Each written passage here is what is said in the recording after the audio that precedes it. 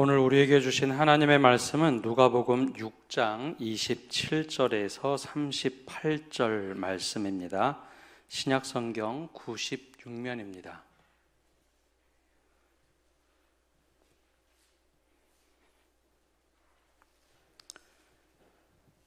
우리 27절에서 38절의 말씀 한 절씩 교독하겠습니다.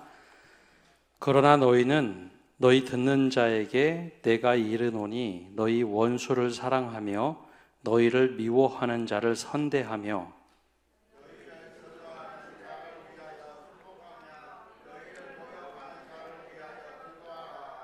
너희의 이 뺨을 치는 자에게 저 뺨도 돌려대며 내 겉옷을 빼앗는 자에게 속옷도 거절하지 말라.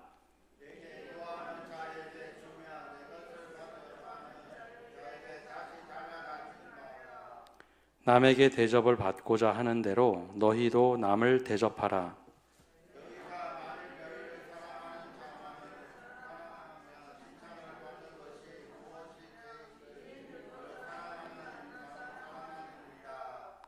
너희가 만일 선대하는 자만을 선대하면 칭찬받을 것이 무엇이냐? 죄인들도 이렇게 하느니라.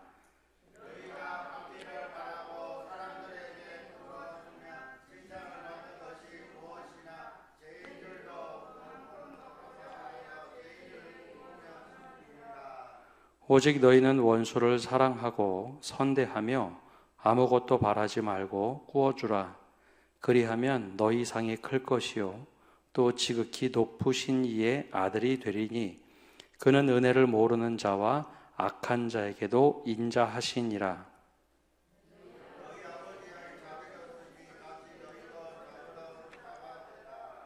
비판하지 말라. 그리하면 너희가 비판을 받지 않을 것이요 정죄하지 말라. 그리하면 너희가 정죄를 받지 않을 것이요 용서하라. 그리하면 너희가 용서를 받을 것이요 주라. 그러면 너희에게 줄 것이니 곧 후이 되어 누르고 흔들어도 넘치도록 하여 너희에게 안겨주리라. 너희가 헤아리는 그 헤아림으로 너희도 헤아림을 도로 받을 것이니라. 아멘.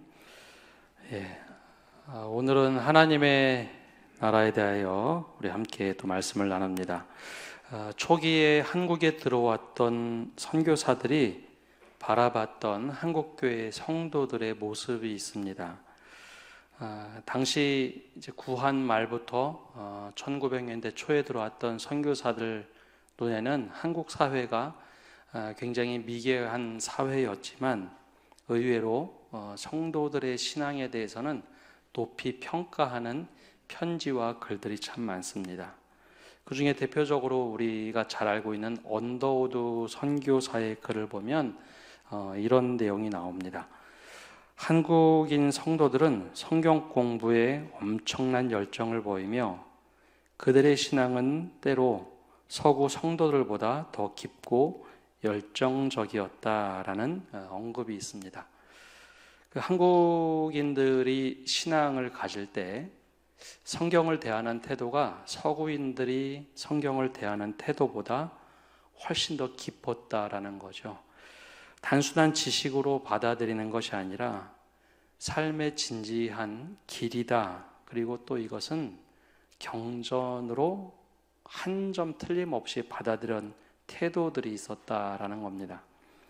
또 마가렛 제임스 레이첼이라는 선교사의 글을 보면 이런 이야기를 합니다. 한국 여성 성도들은 성경을 통해서 위로와 삶의 방향을 찾으려고 노력했으며 어려운 생활 환경 속에서도 신앙을 지키기 위해 성경을 중심으로 모여 기도하고 예배드리는 모습이 자주 관찰됩니다. 한국 성도들이 성경을 신비로운 하나님의 말씀으로 여기며 그 안에서 해답을 찾더라라는 거죠. 이 선교사들 외에도 많은 선교사들이 우리나라의 믿음의 선배들의 믿음을 보면서 특별히 성경을 대하는 태도, 이 말씀대로 살려고 하는 모습들은 선교사들에게 오히려 도전을 주었다라는 글을 미국 장로교나 또 호주 장로교에 선교 편지로 정말 많이 보냈습니다. 그래서 때로는 어느 날 찾아와서 성경 말씀에 보면 예수 이름으로 귀신을 내쫓았는데 선교사님 기도 좀 해주시죠. 그래서 뒤에 보면 그런 내용이 나옵니다. 나도 무서워 죽겠는데 매일매일 찾아와서 기도해달라고. 그런데 자기는 아무런 힘이 없고 이게 되겠어? 라고 생각하고 갔는데 하루 이틀 3일 일주일이 지나고 2주일이 지난 어느 날 귀신이 나가더라라는 겁니다. 그러면서 한국인들이 성경에 대한 말씀의 진지성이 우리가 생각하는 것보다 훨씬 더 뛰어나다. 그래서 오히려 서구교회가 배워야 되지 않는가라는 글들이 정말 많았습니다. 과거에 비해서 이런 성경에 대해서 진지함 또 그런 태도들은 많이 옅어진 것 같습니다. 예수님께서 오늘 가르치셨던 말씀은 굉장히 짧으면서도 우리에게 도전이 되는 말씀입니다. 이 말씀을 우리가 어떻게 잘 받아들이고 따라갈 수 있을까라는 생각을 하게 됩니다. 지난주부터 예수님의 평지설교, 누가복음에 나오는 평지설교 말씀을 나누는데요. 지난주에는 하나님의 나라를 이렇게 살아가라 라고 하면서 4개의 복과 4개의 저주에 대해서 말씀하셨습니다. 그러면서 하나님 나라 복음을 가지고 살아갈 것을 권면하셨죠. 오늘은 그 다른 주제로 조금 어려운 주제, 원수에 대한 말씀입니다. 사실 원수에 대한 이야기는 구약 성경과 신약 성경에 좀 다른 관점들이 있습니다. 근데 예수님께서는 구약 성경과 다르게 신약 성경에서, 즉 예수님께서 원수에 관한 이해를 다르게 해석을 하셨죠. 굉장히 충격이 되었을 겁니다. 자주 말씀드리지만 신약 성경이 쓰여지던 시대, 즉 주후 50여 년경에는 시대적인 환경이 확 바뀌었습니다. 예수님께서 십자가에 달려 죽으셨던 사건은 그건 유대인들 안에서 이루어진 사건입니다. 즉 유대인들 안에 율법에 대한 관점으로 예수님을 십자가에 달았던 거죠. 그런데 이제 40년에서 50년이 흘러가면서부터는 상황이 바뀌었습니다. 수많은 사람들이 예수님을 믿기 시작을 했고 로마가 공식적으로 기독교인들을 박해하던 시대가 도래합니다. 수많은 사람들이 로마 군인에게 끌려가 순교를 당했고 이 과정에서 밀고하는 사람들, 배교하는 이들, 이단의 도전이 거센 시대가 바로 이 성경이, 특별히 복음서가 쓰여지던 시대입니다. 아주 소수 그리스도인들이 살아가고 주변의 억압이 굉장히 심할 때 그들은 예수님께서 무엇을 가르쳤는지, 또 예수님께서 어떻게 사셨는지 기록한 것이 복음서죠. 그래서 예수님께서 가장 많이 하셨던 말씀들을 자신들의 나름대로 신학적으로 마가는 마가복음을, 그리고 마태와 누가는 이 마가복음을 기초로 해서 이 복음서를 쓰게 됩니다. 그때 무슨 말씀을 하셨을까? 오늘 말씀에는 이제 두 번째 하나님 나라 복음에 대한, 이 땅에서 이루어질 하나님 나라 복음에서 27절에 이렇게 시작을 합니다. 우리 27절 말씀 함께 읽어보겠습니다. 그러나 너희 듣는 자에게 내가 이르노니 너희 원수를 사랑하며 너희를 미워하는 자를 선대하며. 아멘. 예수님께서 제자들에게 말씀하시는데 그 첫 단어가 그러나라고 하면서 지금까지 있었던 이야기를 확 뒤집습니다. 그렇게 하지 말고 너희 듣는 자에게 내가 이르노니, 먼저 잘 들을 것을 권면을 합니다. 우리가 살아가는 삶의 패턴은 내가 익숙한 대로 살아가게 되어 있습니다. 생각을 하지 않으면, 또 내 안에 어떤 지식을 넣고 했다고 해서 그대로 살아가는 것이 아니라 그걸 곱씹고 내 것으로 소화해야지만 내가 생각대로 살아갈 수 있죠.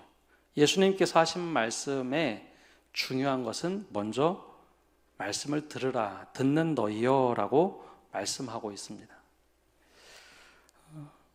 2016년 독일에서 바이에른 지역에서 열차 충돌 사고가 난 적이 있습니다. 그때 꽤 큰 사고여서 12명이 사망하고 85명 정도가 크게 부상당하는 비극적인 사건이었죠. 왜 이런 사고가 났는가 조사를 했습니다. 통근 열차가 2개가 완전히 부딪혀서 큰 사고가 났습니다. 근데 첫 번째 이유는 당시에 이 철도를 디지털 시스템으로 바꿨다고 하죠. 그 전에는 아날로그 시스템으로 기차가 오면 수동 기계를 통해서 벨이 울리고 그럼 그 신호관이 그것을 보고 철도를 바꿔주는 일들을 했습니다. 근데 이 당시에는 이제 그런 구시대 방법 말고 디지털로 기차가 지나갈 때 미리 신호를 알아서 신호관이 입수를 하고 그리고 자동으로 시스템이 바뀌는 그런 시스템을 바꾸어 놨다고 합니다. 충분히 교육하기도 하고 이 신호가 울리면 잘 보고 혹시 오작동이 일어나나 보기만 하면 되었습니다.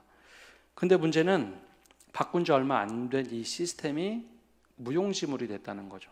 더 조사를 해봤습니다. 그러고 나서 안사실 이 디지털 기계가 꺼져 있고 아날로그 수신호로 바뀌어 있었다라는 거죠. 그래서 왜 그런가 살펴보니까 이 신호관이 이 디지털 기계가 혹시 고장 날까 봐 혹은 자꾸 어떤 벨들이 울리니까 귀찮아 가지고 자기가 하던 익숙한 방법대로 수신호로 바꿔놓은 겁니다. 근데 문제는 기차가 들어오는데 디지털로 되어 있던 것을 아날로그로 바꿔놓으니까 먼저 이것이 제대로 작동을 안 했던 거죠. 그리고 더 결정적인 이유는 스마트폰을 하면서 그걸 가지고 게임을 하다가 디지털 신호를 아날로그로 바꿔놓은 것을 착각하고 잘 까먹고서 제대로 대처를 안 했던 겁니다. 자기가 익숙한 방법대로 그냥 해버린 거죠. 원래 디지털로 바꿔놨다면 모든 것이 시스템대로 이루어졌을 겁니다. 근데 내가 편한 방법으로 내가 잘 할 수 있으니까 내가 익숙한 방법으로 아날로그로 바꿔놓고 전체 시스템이 디지털로 되어 있다는 것을 살짝 간과한 겁니다. 사람은 내가 익숙한 대로 행동하기 마련입니다. 근데 결정적인 순간에 내가 어떤 것을 배우고 익힌 것, 그것이 내 몸에 체화가 되기 전에는 그냥 내가 행동 패턴대로 한다는 거죠. 그래서 이 사고가 굉장히 컸습니다. 독일에 거의 사고가 나지 않는 곳에서 사고가 나서 대서특필이 되었죠. 예수님께서 가르치신 하나님 나라 복음의 그 내용들은 구약 성경을 기초로 합니다. 예수님이 하늘에서 뚝 떨어져서 말씀하신 것이 아니라 구약 성경을 기초로 하는데 그것을 재해석하신다는 거죠. 하나님께서 원래 이 말씀을 하신 취지가 무엇인지 그리고 하나님께서 무엇을 원하셨는지 그 본질에 대해서 꿰뚫고 그것에 집중해서 재해석해서 말씀을 해주셨습니다. 근데 이것을 듣지 않았던 사람들, 그 사람들은 전혀 예수님의 말씀이 제대로 들어올 리가 없습니다. 우리가 익숙하게 알던 말씀을 예수님이 다르게 해석하니 첫 번째는 들리지 않았고 두 번째는 거기에 귀를 기울이고 충격적인 말씀을 하실 때는 야 이게 도대체 무슨 말씀인가 깊이 생각하고 이걸 내 걸 체화하지 않는 한 되게 좋은 말씀이네 하고 다시 유대교의 모습으로 돌아가더라라는 거죠. 그래서 예수님께서 내가 진실로 진실로 너희에게 이르노니 라고 하실 때도 있었고 너희가 내 말을 청종하라 라고 하는 표현도 있고 오늘 말씀처럼 내가 너희가 잘 들어라 라고 하는 말씀도 자주 하셨습니다. 예수님의 가르침을 제대로 듣지 않고 이런 말씀일 거야 라고 추측을 하면 아마 원수에 대한 말씀은 눈에는 눈, 이에는 이 말씀을 하실 것이라 라고 유대교의 관습대로 이해를 했을 겁니다. 그러나 예수님께서는 이 새롭게 해석하신 말씀이었기 때문에 먼저 들으라 라고 말씀하시죠. 여러분 아무리 성경책 옆에 놓고 베고 자고 옆에 끼고 있어도 이것을 말씀을 읽지 않고 내가 그냥 두면 이것은 하나의 책에 불과합니다. 근데 이것을 말씀을 묵상하고 내가 곱씹고 도대체 이 말씀이 나에게 무엇을 말씀하시는가? 그럼 나는 어떻게 살아야 될까? 제대로 정말 듣고 곱씹어야 이 말씀이 살아있는 말씀이 됩니다. 그래서 예수님께서 너희 듣는 자여 라고 하셨던 그 표현은 굉장히 중요한 말씀입니다. 그러고 보면 우리나라의 초기 교회, 한국교회 초기의 모습은 실제로 그렇게 살았습니다. 말씀대로 이렇게 하면 되겠지? 그러면 그렇게 했습니다. 예수의 이름으로 귀신이 쫓겨나간다라고 하면 선교사를 불러서 예수의 이름으로 귀신을 쫓아달라고 하든지, 아니면 우리가 예수의 이름으로 직접 쫓아내든지, 사도행전 말씀처럼 가난한 사람들이 있으면 우리 것을 같이 서로 물건을 통용하고 먹든지, 그게 자연스러웠다는 거죠. 만약에 우리 믿음의 선배들이 구한말에 살던 방식대로 살고, 말씀은 하나의 지식처럼, 요즘의 패턴이 그렇죠. 성경 말씀은 하나의 교양 있는 말씀으로 생각하는 사람들이 많아졌습니다. 신앙은 같되 삶의 방식들은 세상과 똑같이 살고 하나의 교양으로 조금 더 얹어서 살아간다. 만약에 그런 식으로 살아갔다면 아마 그 적은 숫자의 그리스도인들이 세상의 영향력을 발휘하지 못했겠죠. 근데 놀라운 것은 그렇게 말씀대로 살아내다 보니까 1%도 되지 않았던 그리스도인들이 독립운동하는데 가장 많은 영향력을 끼치고, 독립선언문에 가장 많은 그리스도인들이 있고, 물산 장려운동이라든지 수많은 독립운동의 대다수 출발이 기독교인들이었다는 거죠. 그만큼 영향력이 많았다는 겁니다. 출발은 듣는 겁니다. 주님께서 나에게 무슨 말씀을 하시는가? 두 번째는 예수님께서 오늘 하나님 나라 복음에 대해서 가르치면서 원수에 대한 말씀을 하고 계십니다. 원수를 어떻게 이해하고 어떻게 대해야 되는가? 근데 사실 원수의 한꺼풀 아래에 딱 들어가 보면 그 원수를 대하는 태도가 아니라 마태복음에 나오는 황금률 이야기입니다. 31절에 이렇게 말씀을 하고 있습니다. 우리 31절 말씀 함께 읽어보겠습니다. 남에게 대접을 받고자 하는 대로 너희도 남을 대접하라. 바로 마태복음 말씀들 읽어볼까요? 무엇이든지 남에게 대접을 받고자 하는 대로 너희도 남을 대접하라. 이것이 율법이요 선지자니라. 아멘. 황금률이라는 것은 내가 누군가에게 대접을 받고 싶으면 먼저 그렇게 행하라라는 것이죠. 유대인들도 이런 황금률에 대해서는 잘 알고 있었을 겁니다. 그러나 예수님께서 이 황금률을 원수에 대한 이야기로 딱 바꿨을 때는 유대인들에게는 굉장히 충격이었을 겁니다. 유대인들이 가지고 있는, 특별히 구약 성경에서 나오는 원수에 대한 개념은 예수님이 가르치신 것과는 사뭇 다릅니다. 구약 성경을 혹시 찾아보면서 원수에 대해서 쭉 찾아보면 원수에 대한 기본적인 태도는 구약 성경에서는 복수와 보복이 훨씬 더 많이 나옵니다. 성경이라서 따뜻할 것 같죠? 그렇지 않습니다. 구약 성경에서는 원수를 갚지 말라라는 말은 아주 일부분으로 아주 조금 나오고요. 대부분은 보복과 복수에 대한 말씀이 정말 많습니다. 가장 우리가 많이 오해하는 건 눈에는 눈, 이에는 이. 이것은 우리가 보복법이라고 읽는데, 사실 하나님께서 이 말씀을 하신 것은 눈에는 눈, 이에는 이를 갚으라의 방점에 있는 것이 아니라, 내가 눈을 상대방이 다치게 했으면 눈 이상을 다치게 해서는 안 된다입니다. 이에는 이도 상대방이 내 일을 부러뜨렸다. 그러면 가서 그 사람을 죽도록 두들겨 패서는 안 되고, 그 사람의 이 하나만 너희가 상해할 수 있을 만큼의 일을 해야지 더 이상 하지 말아라. 거의 상한법에 가까운 법입니다. 그런데 유대인들은 이 말씀을 조금 오해를 합니다.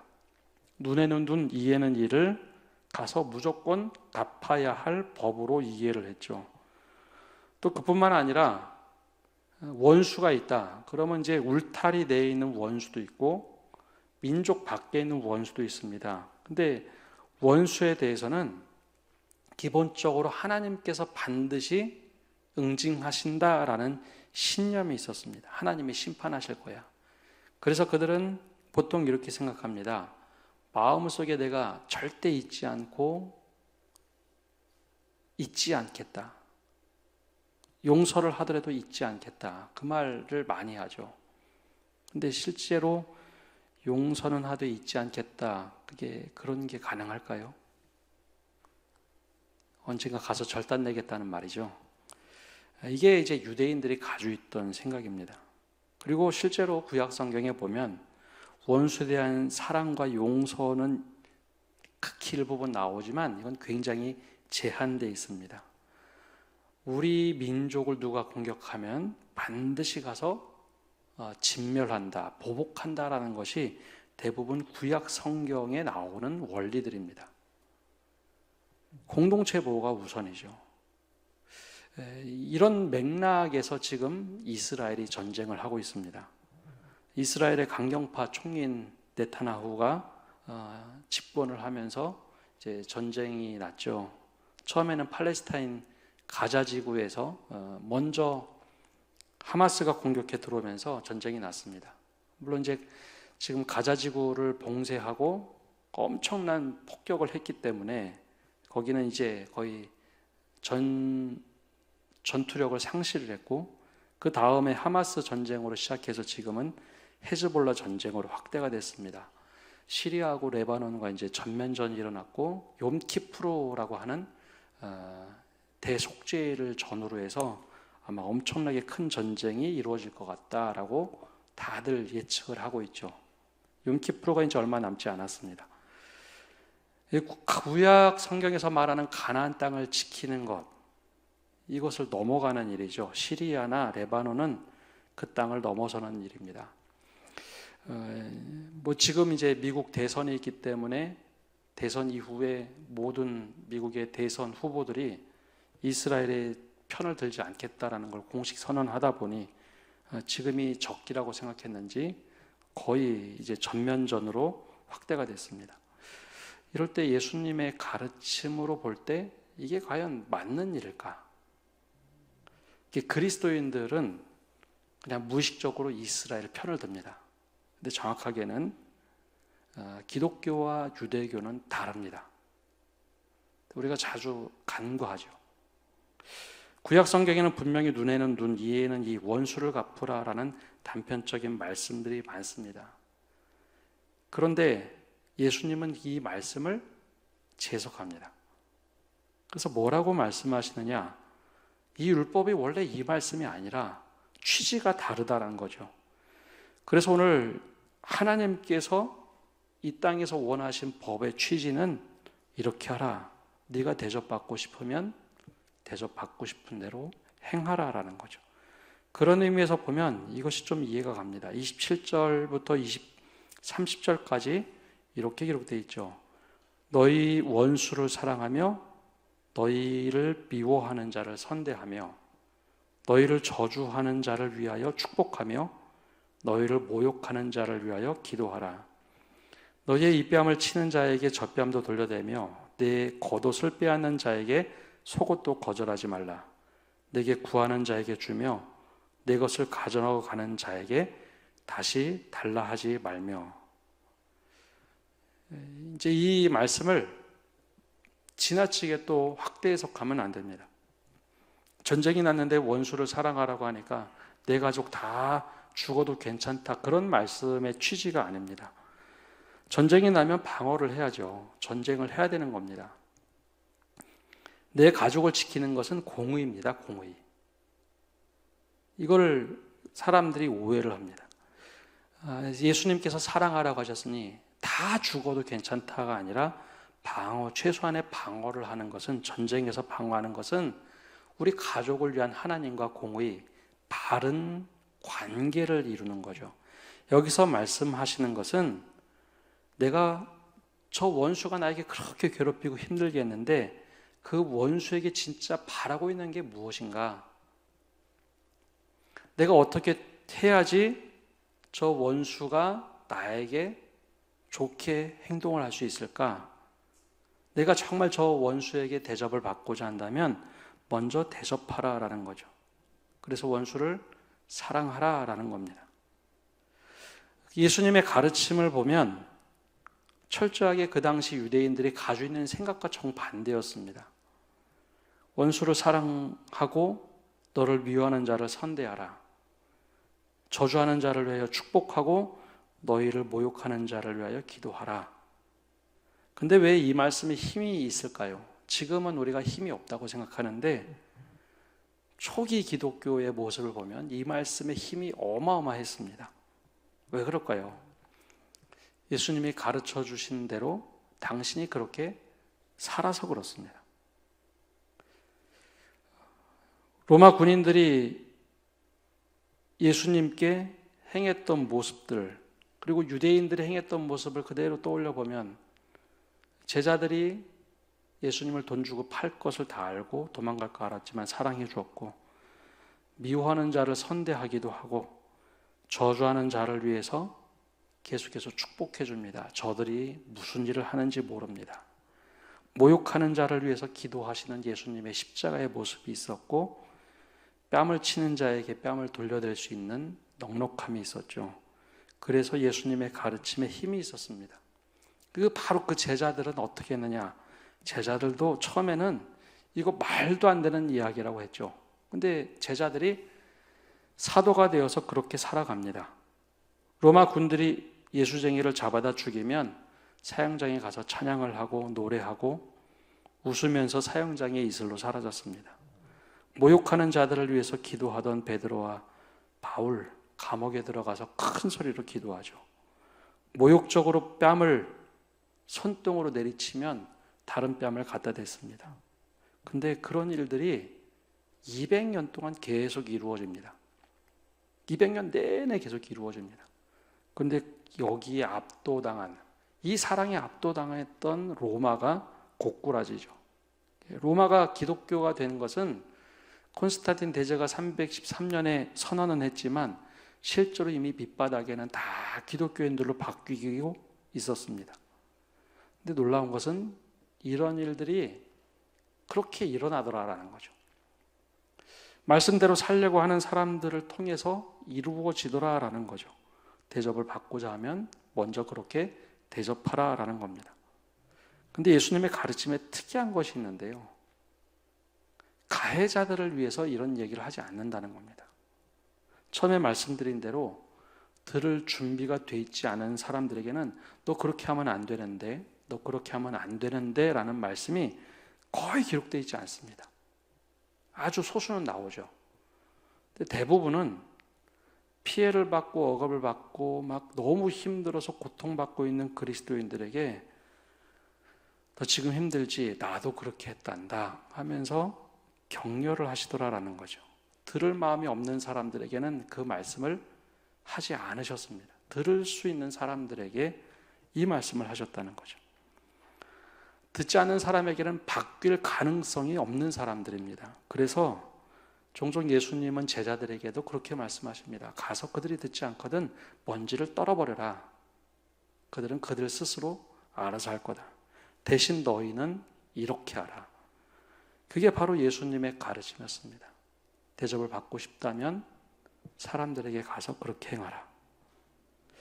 그게 바로 그 자리가 하나님 나라가 만들어져 가는 곳입니다. 내가 대접을 받고 싶은 대로 남을 대접하는 것, 그 출발을 예수님은 아주 독특하게도 원수로 규정을 했습니다. 저가 나에게 어떻게 하기를 원하는가? 저가 어떻게 하면 바뀔 수 있을까? 세상의 방법은 원수를 어떻게 해야 될까요? 당시 로마의 방법은 그가 다시 길을 피지 못하도록 내가 힘을 키워서 짓밟는 일입니다. 로마의 방식이죠. 예수님은 거꾸로 말씀하셨습니다. 또 유대인들의 방식과 반대로 이 말씀의 해석을 반대로 하셨습니다. 눈에는 눈, 이에는 이로 갚는 것이 아니라 그가 어떻게 하면 나에게 사랑으로 대할까? 그럼 먼저 사랑으로 대하라. 그게 바로 예수님의 가르침이고 그 자리가 하나님의 나라가 되어가는 자리다라고 말씀하고 있죠. 우리가 바로 이제 그렇게 한번 살아낸다면 우리 주변이 바뀌지 않을까 싶습니다. 우리가 힘으로 하는 것, 능력으로 하는 것, 이것은 얼마 가지 못합니다. 그런데 먼저 사랑해 주는 것, 먼저 존중해 주는 것, 먼저 다가가는 것은 사람을 변화시킬 수 있다는 것을 이 세상의 부모들은 다 알고 있습니다. 바로 이제 주님의 말씀을 따라서 그렇게 살도록 한 발자국 내딛는 것, 우리에게 예수님께서 도전하고 계십니다. 세 번째로는 예수님께서는 척하지 말고 흉내내지 말고 그냥 하라라고 말씀하고 있습니다. 34절 말씀을 보면 35절 말씀을 보면 이렇게 말씀하시죠. 오직 너희는 원수를 사랑하고 선대하며 아무것도 바라지 말고 꾸어주라. 그리하면 너희 상이 클 것이요 또 지극히 높으신 이의 아들이 되리니 그는 은혜를 모르는 자와 악한 자에게도 인자하시니라. 이게 근데 왜 척하지 말고 또 흉내내지 말라라고 했는가 하면 예수님이 그런 비유를 들으세요. 앞에 32절부터 34절까지 보면 사랑하라라고 하니까 내가 친분이 있는 사람을 사랑해주고 사랑한 것처럼 살아가더라는 거죠. 그래서 32절 말씀을 보면 이렇게 말씀합니다. 너희가 만일 너희를 사랑하는 자만을 사랑하면 칭찬받을 것이 무엇이냐? 죄인들도 사랑하는 자는 사랑하느니라. 저 이렇게 사랑하잖아요 라고 이렇게 보여준다면 그거 죄인들도 그렇게 하는데 그게 정말 칭찬받을 만한 일인가? 원수를 사랑하라고 했지 내가 사랑하고 싶은 사람 사랑하고 저 이렇게 사랑이 많아요. 그거는 척하는 거죠. 그렇게 하지 말라는 겁니다. 또 33절에도 내가 대접받고 싶은데 누군가 나를 선대해주면 그 사람을 가서 또 선대해주면 그게 정말 칭찬받을 일이냐? 죄인들도 그렇게 하더라라는 거죠. 그러니까 뭐 주님을 믿는다고 해서 저 이렇게 말씀대로 잘 삽니다. 척하지 말라는 겁니다. 34절에도 같은 맥락입니다. 너희가 받기를 바라고 사람들에게 꾸어주면 뭔가 대접하는 것처럼 뭔가 하는데 칭찬받을 것이 무엇이냐? 죄인들도 받고자 하여 죄인들에게 꾸어주느니라. 마치 막 되게 좋은 거 주는 것처럼 하는데 결국은 받으려고 그거 하는 거 아니냐? 그래서 그렇게 하지 말고 그냥 사랑하라고 하면 사랑해보는 거고 아무것도 바라지 말고 그냥 꾸어주는 것이고 그렇게 하면 하나님께서 갚아주실 것이다. 뭐 척하고 뭐 하면 대단한 것처럼 사람들이 말할지 몰라도 하나님이 알고 내가 안다는 거죠. 그래서 그렇게 하는 거 말고 정말 이 말씀대로 한번 해보자라고 말씀하고 있습니다. 오늘 말씀을 맺습니다. 우리가 귀를 기울여 주님의 말씀을 들을 수 있는 자세, 태도가 있어야 합니다. 예수님께서는 아까 말씀드린 것처럼 듣지 않는 사람들에게는 별로 이야기하지 않습니다. 또 그렇게 하면 안 돼, 이렇게 해야 돼, 그런 표현이 별로 없습니다. 귀 있는 자는 들을지어다 라고 말씀하시던지 혹은 내가 너희에게 말하노니 진실로 진실로 말하노니 하면서 진정성 있게 말씀하시죠. 들을 생각이 없는 사람들에게는 말씀하지 않습니다. 우리에게 이 말씀을 통해서 들려주시는 것은 그 말씀을 곱씹고 한번 그대로 살아보라라는 겁니다. 그래서 소화하고 살아가는 것은 우리의 몫이지 주님께서는 우리에게 이미 어떻게 살도록 다 알려주셨습니다. 성령께서 깨닫게 하시죠. 그렇게 살아내는 것, 그게 바로 이제 우리에게 말씀하시는 겁니다. 두 번째는 내가 대접을 받고자 한다면 원수에게라도 대접할 수 있는 사람이 되어야 합니다. 우리가 대접받는 것은 사실 익숙하죠. 그런데 내가 그런 대접을 받기를 원한다면 또 말씀이 말씀대로 살아 움직이기를 원한다면 우리가 그런 태도를 가지고 살아가야 지혜로운 사람입니다. 하나님의 나라는 힘으로 무력으로 이루어지지 않습니다. 사랑으로 섬김으로 이루어지는 곳입니다. 역사에서 여러 번 반복해서 일어났지만 우리가 자꾸 이걸 잊습니다. 잊어버립니다. 당장 눈앞에 보이는 현실의 문제 때문에 잊어버립니다. 가장 적은 인원의 그리스도인들이 영향력을 발휘할 때는 로마가 서슬퍼런 칼로 기독교를 탄압할 때였습니다. 근데 그때 사랑으로 섬김으로 섬기자 로마를 변화시키죠. 한국교회 초기도 그랬습니다. 1%도 되지 않는 그리스도인들이 교회뿐만 아니라 나라를 섬기고 뭐 여러 가지를 섬기자 사람들이 야, 다른 사람은 몰라도 너 교회 다녀? 그러면 그걸 인정해 줬습니다. 다르네? 그래, 교회 다녀서 다르지. 근데 힘으로 하면 정반대 현상만 나타났습니다.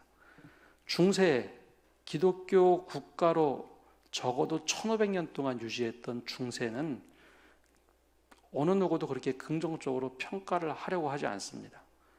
하나님의 나라라고 온 유럽의 기독교 국가였는데 힘으로 막 교회들이 힘을 쓸 때는 사람들이 굴복해서 신앙을 갖긴 하지만 다 이상한 변질된 신앙으로 바뀌어버렸죠. 그래서 이 말씀이 우리가 대접받고 싶으면 그렇게 하라는 것, 사랑으로 섬김으로 이루어지는 나라라는 것이 역사로 다 드러났지만 자꾸 우리는 잊어버립니다. 다시 한번 우리가 이 말씀을 묵상하고 살아가기를 바랍니다. 마지막으로 우리가 뭐 하는 척하고 대단한 것처럼 하는데 그러지 말고 진정성으로 한번 해보는 것. 그럴 때 우리가 밟고 있는 땅이 하나님의 나라가 되고 우리가 서 있는 곳이 주님의 은혜가 넘칠 것입니다. 우리가 이 은혜가 바로 나로부터 시작되는 그 은혜가 있기를 간절히 바랍니다. 기도하겠습니다. 하나님, 오늘도 저희가 주님 앞에 나와서 말씀을 듣고 나갑니다. 주님께서 새로운 말씀으로 제자들에게 들려주실 때 그걸 들을 수 있는 귀 있는 사람들이 듣고 이 세상을 변화시켰던 것처럼 우리 또한 주님의 음성을 듣고 말씀을 듣고 우리가 변화되는 저희가 되게 하여 주옵소서. 간과하고 내가 원하는 대로 이해하고 내 편한 대로 말씀을 오해하는 저희가 되지 않게 하여 주옵소서. 말씀이 아니라 지금까지 살아온 습관대로 무심코 살아가는 저희가 아니라 말씀을 통해서 우리의 삶을 다시 조명하고 말씀대로 우리가 어떻게 살 수 있는지 다시 한번 우리 자신을 말씀 앞에 조명하고 살아갈 수 있는 저희가 되게 하여 주옵소서. 또한 주님, 우리가 대접받고자 한다면 대접할 수 있는 사람, 또 주님께서 원하시는 대로 또 주님께서 사셨던 그 방식대로 우리가 따라갈 수 있는 저희가 되게 하여 주옵소서. 그래요, 사람들이 우리에게 예수쟁이라고 할 때 그것이 정말 좋은 소리로 받아들이고 정말 예수님처럼 살아낼 수 있는 저희가 되게 하여 주옵소서. 또한 우리가 무엇인가 하는 척하지게 하지 마시고 말씀대로 한 걸음 내딛고 살아갈 수 있는 저희 되게 하여 주옵소서. 예수님의 이름으로 기도합니다. 아멘.